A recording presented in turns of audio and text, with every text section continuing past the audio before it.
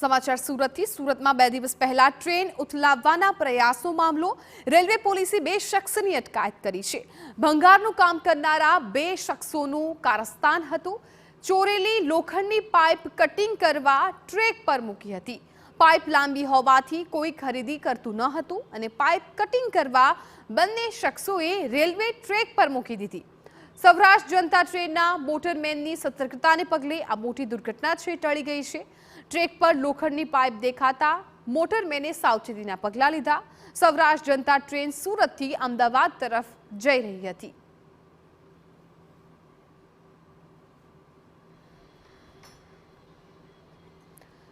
તો એક તરફ આ વિડિયો તમે જોઈ શકો છો કે જ્યાં બંને શખ્સોની ધરપકડ કરી લેવાય છે અને બીજી તરફ જ્યારે આ પાઇપને તેઓ ચોરી કરીને લઈ ગયા હતા એ તસવીરો પણ તમે જોઈ રહ્યા છો। આખી મોટી લોખંડની પાઇપ છે કે જે આ બંને શખ્સોએ ચોરી કરી હતી, પરંતુ આ પાઇપ છે એ મોટી હોવાને કારણે કોઈ ખરીદતું નહોતું, એટલે આ પાઇપને કાપવા માટે તેમણે રેલવે ટ્રેકનો ઉપયોગ કરવાનો વિચાર કર્યો અને આ પાઇપ છે રેલવે ટ્રેક પર મૂકી દીધી। પરંતુ મોટરમેનની સતર્કતાને કારણે આ જે દુર્ઘટના છે એ સર્જાતા રહી ગઈ છે। ટ્રેક પર જે લોખંડની પાઇપ છે એ મોટરમેનને દેખાતા તેમણે સાવચેતીના પગલાં લીધા અને સૌરાષ્ટ્ર જનતા ટ્રેન સુરતથી અમદાવાદ જતી હતી એ ટ્રેનમાં દુર્ઘટના સર્જાતા રહી ગઈ। હાલ આ બંને શખ્સ પોલીસ પકડમાં છે।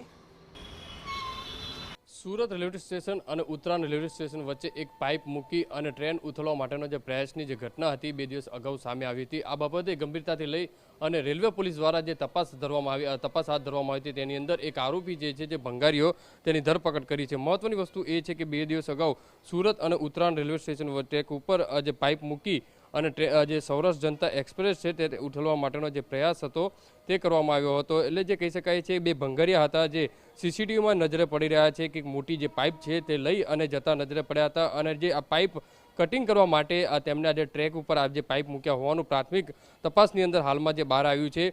આ ગંભીર જે બાબત જે છે તેને લઈને રેલવે પોલીસ દ્વારા અલગ અલગ જે દિશાની અંદર તપાસ હાથ ધરી હતી। સીસીટીવી તપાસ કરતા જે 2 ભંગારિયા છે તે જે નજરે દેખાયા હતા અને તેના આધારે જે તપાસ કરતા એક આરોપી જે છે તેની ધરપકડ કરી લીધું છે અને જ્યારે બીજો આરોપી છે હજુ જે ફરાર છે તેની શોધખોળ પોલીસ દ્વારા શરૂ કરવામાં આવી છે।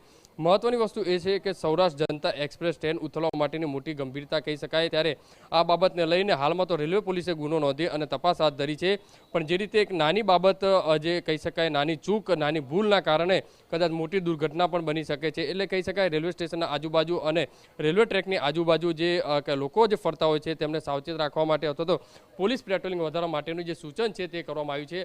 જે ટ્રેન ડ્રાઈવરની સૂચકતાના કારણે એક જે મોટી દુર્ઘટના થતાં બચી છે। હાલમાં તો જે મોટી જે પાઇપ છે તે ટ્રેક ઉપર મૂકવામાં આવી હતી અને તે ઉથલવા માટેનો જે કહી શકાય પ્રયાસ હતો ને તેને લઈને હાલમાં તો રેલવે પોલીસે ગુનો નોંધી એક આરોપીની ધરપકડ કરી છે અને બીજો આરોપી હજી ફરાર છે।